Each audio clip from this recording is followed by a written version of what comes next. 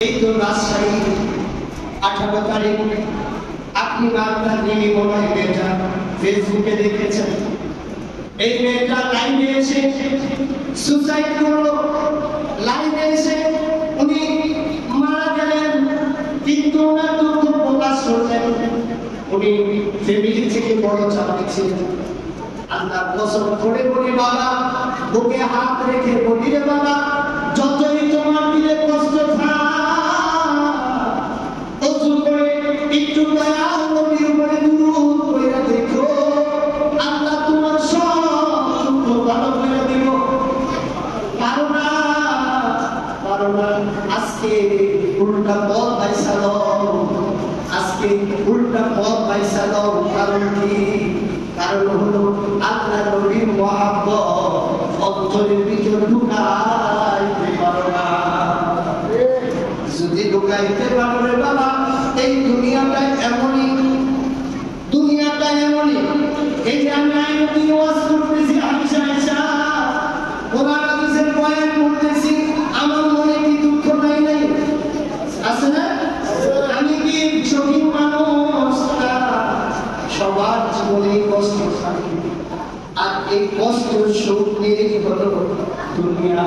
এখন আপনি যদি চিন্তা করেন আমি মারা গেলে সব কিছু সমাধান, বাবা না। ওই যে রাজশাহীর মেয়ে মারা গেছে, তার একটা কন্যা সন্তান মেয়ে আছে। ওই মেয়ে সন্তানটা আজকে ভবিষ্যৎ কোথায়? মায়ের মহিলা দিয়া তো আর ওই মেয়েটার যন্ত্রণা দিয়া গেল। সবাই কইব তোর মেয়ে মা তো এই কাম কইরা মারা গেছে, তুই তো বড় খারাপ।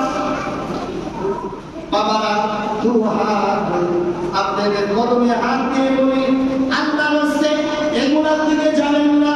যখন এগুলো মনে করবেন ওযু করে আমার দিকগুলো আপনাদের অন্তরে নেন, বাড়িতে নেন, ঘরে নেন, দেখবেন সমাজ পরিবর্তন হয়ে যাবে।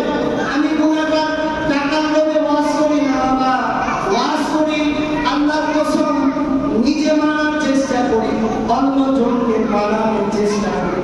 এই যে আপনারা যারা আমার আলোচনার সাথে পরিচিত আছেন, আপনারা জানেন আমার আলোচনা ভিন্ন আলোচনা।